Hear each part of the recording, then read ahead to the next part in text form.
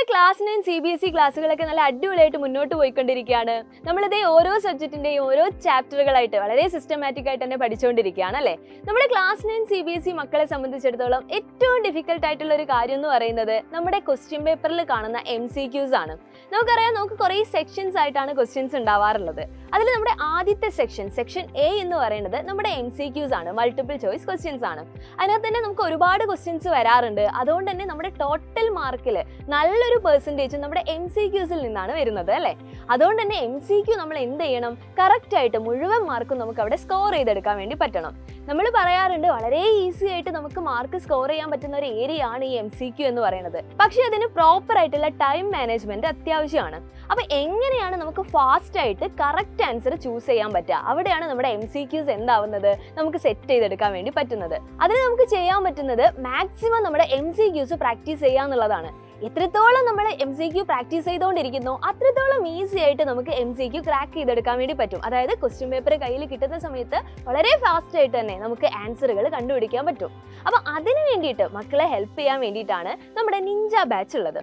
നമുക്കറിയാം, നമ്മുടെ നിഞ്ച ബാച്ചിൽ ഓരോ സബ്ജക്റ്റിലും ഓരോ ചാപ്റ്ററിനെയും നമ്മൾ എന്ത് ചെയ്യുന്നുണ്ട്, നമ്മൾ പാർട്ടുകളായിട്ട് തിരിക്കുന്നുണ്ട് അല്ലേ. അപ്പോൾ ഇതാ ഓരോ പാർട്ടിലും നമ്മൾ 10 MCQs വീതം മക്കൾക്ക് തരികയാണ് ചെയ്യുന്നത്. ആ 10 MCQs മക്കൾക്ക് അവിടെ പ്രാക്ടീസ് ചെയ്യാനുള്ള ഓപ്പർച്യൂണിറ്റി ഉണ്ട്. അപ്പോൾ അത് എങ്ങനെയാണ് മക്കൾക്ക് അവൈലബിൾ ആവുന്നത് എന്നുള്ളത് നമുക്ക് നോക്കാം അല്ലേ. അപ്പോൾ അതിന് വേണ്ടിയിട്ട് നമ്മുടെ സൈലത്തിന്റെ ആപ്പ് എടുക്കുന്ന സമയത്ത് അതിൽ നമ്മൾ മൈ ബാച്ചസ് എടുക്കുകയാണ് ചെയ്യുന്നത്.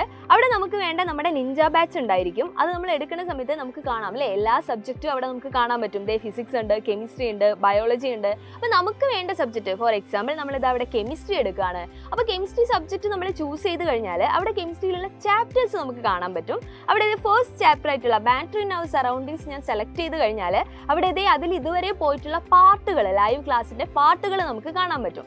അതിലൊരു പാർട്ട് നമ്മൾ അവിടെ ചൂസ് ചെയ്യുകയാണെങ്കിൽ അതിനകത്ത് നമുക്ക് ക്ലാസ്സുകൾ കാണാൻ പറ്റും. അത് കഴിഞ്ഞിട്ട് തൊട്ടപ്പുറത്ത് അതിൻ്റെ നോട്ട്സ് നമുക്ക് കാണാൻ പറ്റുന്നുണ്ട്. പക്ഷേ നമ്മളിപ്പോൾ ഇവിടെ നോക്കുന്നത് നോട്ട്സ് അല്ല അല്ലേ, നമുക്ക് എന്ത് കാണണം, നമ്മുടെ MCQs എവിടെയാണ് ഉള്ളതെന്ന് അറിയണം. അതിനുവേണ്ടി തൊട്ടപ്പുറത്തുള്ള DPP സെഷനിലേക്ക് നമ്മൾ പോവുക. അവിടെ നിങ്ങൾക്ക് ഡെയിലി ക്യൂസ് എന്ന് പറഞ്ഞിട്ട് കാണാൻ പറ്റുന്നത് എല്ലാം നമ്മുടെ MCQs ആണ്. അതിലൊരു ഡെയിലി ക്യൂസ് നമ്മൾ ചൂസ് ചെയ്യുകയാണെങ്കിൽ അതിനകത്ത് അന്ന് നമ്മൾ പഠിച്ച, അതായത് ആ പാർട്ടിൽ നമ്മൾ ഡിസ്കസ് ചെയ്ത കാര്യമായിട്ട് ബേസ് ചെയ്തിട്ടുള്ള 10 MCQs നമുക്ക് കാണാൻ പറ്റും. അതിൽ ഓരോ ക്വസ്റ്റ്യൻസ് 1 by 1 ആയിട്ട് അവിടെ വന്നിട്ടുണ്ടായിരിക്കും.